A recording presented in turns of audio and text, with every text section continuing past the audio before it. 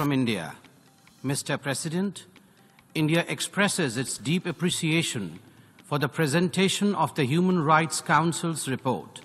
We welcome OHCHR's close interaction with the member states and the stakeholders undertaken during the past year, as highlighted in the report, and its efforts to bring the conversation of human rights to the center stage.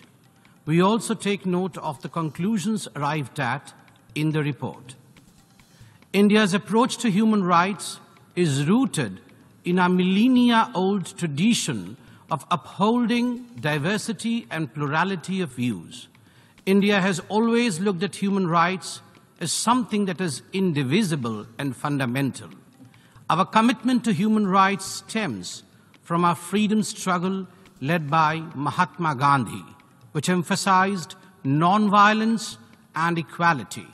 This legacy is embodied in our Constitution, which enshrines fundamental rights and establishes the principles of justice, liberty, equality, and fraternity. India's domestic framework for human rights protection continues to evolve and strengthen.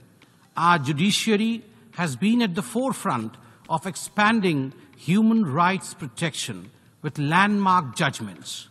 The National Human Rights Commission, along with the state-level commissions, provides robust institutional framework for rights protection. Our commitment is reflected in progressive legislation and comprehensive programs for social upliftment and ensuring fundamental rights.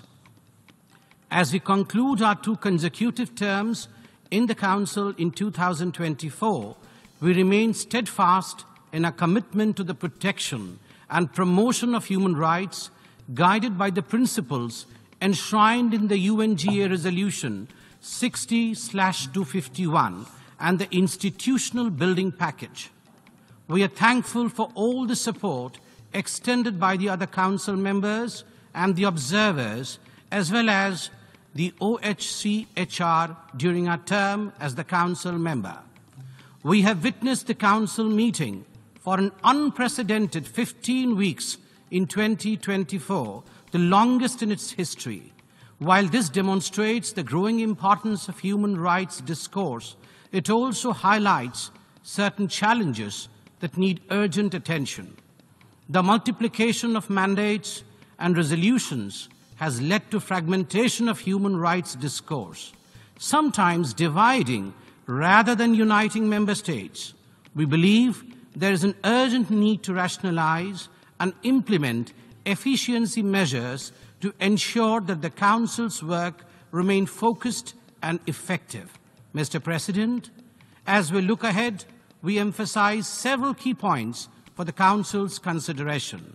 First, the Council's work must continue to be guided by non-selectivity, impartiality, and objectivity.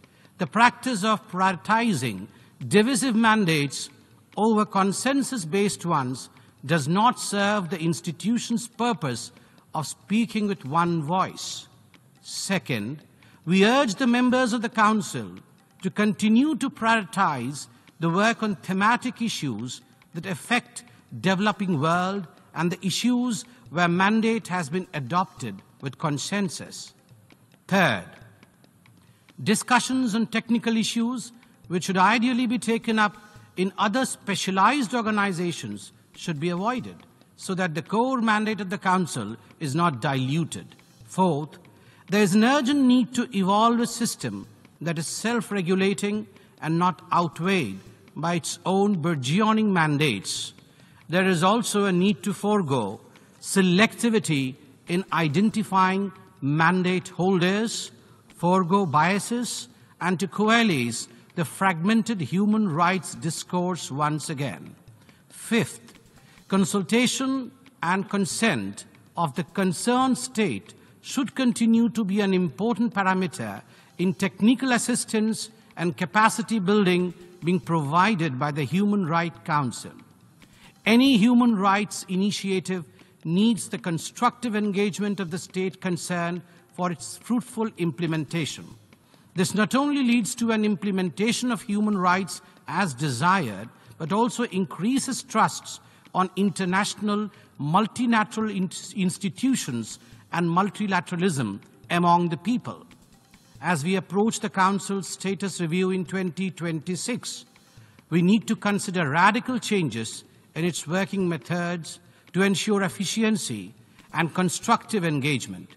India looks forward to continuing its engagement with the Council as an observer in 2025, and we seek positive consideration for our candidacy to the Council for the period 2026 to 2028. We remain committed to working with the High Commissioner of Human Rights and his office in a constructive and trust-based manner. Mr. President, in this age of multiple conflicts, the value of human rights needs to be emphasized. This can only be achieved if the Council speaks with one voice, focusing on issues that affect us all and prioritizing consensus-based mandates. Allow me once again to extend my delegation's support and cooperation in the work of the Human Rights Council.